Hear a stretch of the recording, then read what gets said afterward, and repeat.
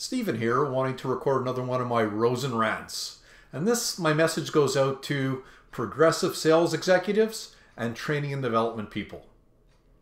There are so many conversations I have with folks who are what I would say very progressive, and they're implementing leadership development programs for their sales managers, their sales executives. And what they tell me is very interesting, is that they've really delivered some great training. In fact, the managers have had accolades. It's been the best training they've ever had. And then I asked them, okay, how's that gone? Like, what's happened in the last 6 months as you've implemented this wonderful program that everyone was very excited about? And I think we all face the same problem. That 6 months later, after you've done wonderful training, even less than 6 months, your managers go out and try to, coaching was the example. They try to go out and coach, they get frustrated, and they forget and go back to their old ways. Okay? So, we all read and we all know that if we get great sales management coaching, the promise that comes from the CEB and their 2003 study is that you will have 19% more sales from going from poor coaching effectiveness to highly effective coaching. So the problem is, 50% of companies are doing nothing. And I talked a bit about that in my last rant. But the 50% I feel kind of bad for them, because they're all sort of telling me the same experience that they've implemented, they've tried, but they're not reaping any of the benefits. And who do I blame for that? Well, I blame you. One, because you're accepting that in terms of your supplier delivering training.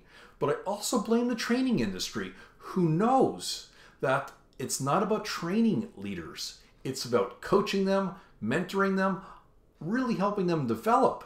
And if you still, as a training company, even a global training company, if you're just delivering training, then you're shortchanging your customer. And if you're the customer and you're accepting that from your training vendor, then you should be ashamed, because you're better to do nothing, because at least you save money and you can do other things. Okay? Programs that have a 1 or 2 day training may feel really great, and we know that training is an event. Development, we have to look at differently, okay? And what I've learned is companies that take the time to plan out not just the training needs, because we all do a good job assessing our training needs, and then we source suppliers who deliver great training, and I think, wow, I wish I could deliver as good training as some of these companies. And then no one thinks of what happens after.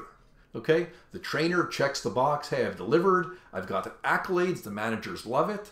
The sales executive says, hey, you've delivered great training, my sales managers love it. But no one has taken the time to think what happens after.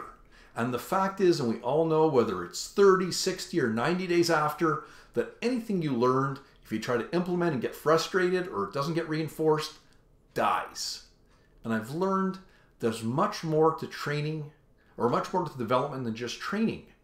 And really, I've thought of some solutions to share with you, because unless there is buy-in from the top, and buy-in doesn't mean that you're going to support the course, it means you're going to follow up with the managers. So you need accountability at the senior level, accountability at the manager level, that they have deliverables post-training. They have tools to support their needs, so they can actually go out and build development plans, coaching plans, that they can actually implement, and have sources to help them, or templates, or whatever they have to help them effectively implement.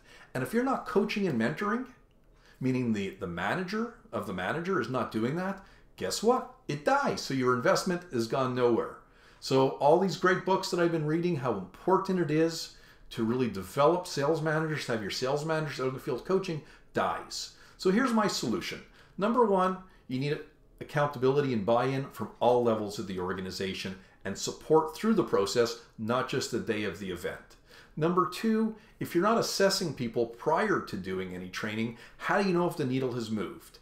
Three, if you don't have any built-in coaching and mentoring, then you shouldn't do it. I've always said that I never do training without coaching. Well, the fact remains true. If you want to develop leaders, you need to be coaching, mentoring them, pushing them along, helping them. And if there's no deliverables or accountability, guess what? It's a waste of money. So when you look at developing great coaches or developing great leaders, it's much more than training. If you're just looking at a training component, well, as they say in New York, forget about it. And I really mean that. Because if you're not going to do the full meal deal, you're wasting time and energy, and then all you're going to hear is, that was a great 2 days of training. But those are 2 days I'm never going to get back. So if you want to get back your days, you want to get back ROI, you need to look at training in a different mindset and as a development process of 6 to 12 months to create great coaches, to create great leaders.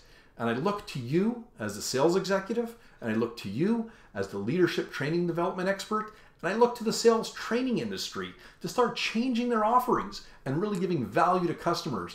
And the value is creating a program that impacts sales. That's the key. Anything else is a waste of time and money. Thank you. Have a great week.